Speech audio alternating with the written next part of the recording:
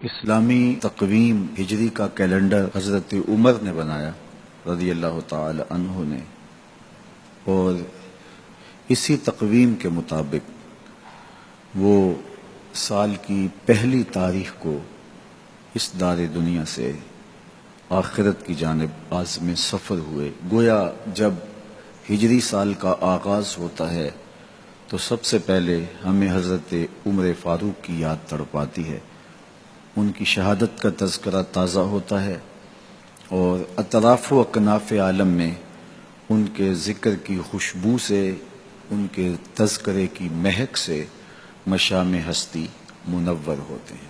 تو یہ نئے سال کا آغاز ہے، ہم نئے عزم کے ساتھ آگے بڑھیں اور اپنی صبح کا آغاز صلاۃ التہجد سے کریں۔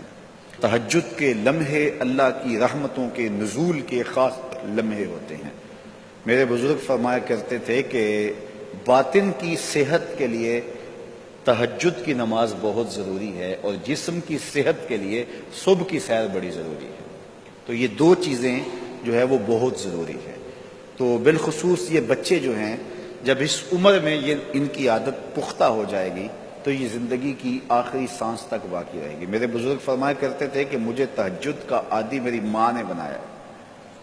وہ کس طرح کہتے ہیں کہ جب تہجد کا وقت ہوتا تو میری ماں میرے پاؤں آ کے دباتی تھی، اور میں جلدی سے اٹھ جاتا تو وہ تہجد کے لیے مجھے مصلی پہ بٹھاتی۔ اس کے بعد نماز فجر ادا کیجئے، اور سورۃ یاسین جو شخص اپنے دن کا آغاز سورہ یاسین سے کرتا ہے، سارا دن اس کی حفاظت ہوتی ہے، شیاطین سے، شریروں سے، شر سے، گناہوں سے، اور بہت سارے معاملات سے، اور نادیدہ حملوں سے، بہت کچھ چیزوں سے اللہ تعالیٰ اس کو محفوظ رکھتا ہے۔ تو سارے سورہ یاسین کی تلاوت اپنے معمولات میں شامل کر لیں۔ نماز فجر کی ادائیگی کے بعد آپ ہلکی پھلکی ورزش ضرور کیجئے۔ جو قوی مومن ہے، طاقتور مومن ہے، کمزور مومن کی نسبت اللہ کو زیادہ محبوب ہے۔ تو طاقتور مومن، قوی مومن، یہ مطلوب ہے شریعت کا، اور یہ مقصود ہے شریعت کا۔ پھر سونے سے قبل سورۃ الملک ایک مرتبہ ضرور پڑھیے گا۔ جس طرح سورہ یاسین پڑھتے ہیں تو سارا دن آپ کی حفاظت رہتی ہے، اور سورہ ملک اگر پڑھتے ہیں تو ساری رات آپ کی حفاظت رہتی ہے۔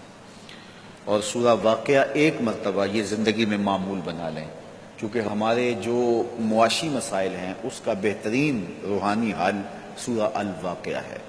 سورہ الواقعہ کی تلاوت کرنے والا کبھی بھی کنگال نہیں رہتا۔ میں جب بھی اللہ کی توفیق سے یہ محسوس کرتا ہوں کہ ادارے کو وسائل کی ضرورت ہے تو سورہ واقعہ کو زیادہ پڑھنا شروع کر دیتا ہوں، تو اللہ خزانہ غیب سے مدد فرما دیتا ہے۔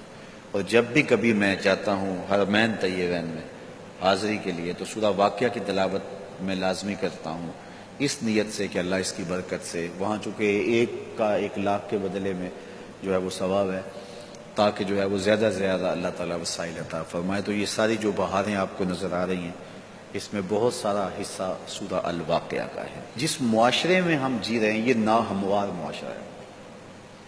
یہ ہمارے خاندانی نظم ہو تو وہاں بھی عجیب سی بولی اور عجیب سی لینگویج ہوتی ہے، اور ہمارا دیہاتی کلچر بھی، ہمارا شہری کلچر بھی، وہ بھی عجیب سا ہوتا ہے۔ اسی طرح جو ہے وہ یہ ہمارے مدارس کی، مساجد کی دنیا بھی، یہ بھی ایک الگ کائنات ہوتی ہے۔ تو اس میں بھی مخصوص ایک طریقہ کار ہے اپنے مد مخالف کے لیے اور اپنے مد مقابل کے لیے۔ تو اس سے ہٹ کر کے جو ہے وہ جو شریعت کا مقصود ہے اس کے مطابق ہم نے اپنے قول و عمل کو مرتب اور منظم کرنا ہے۔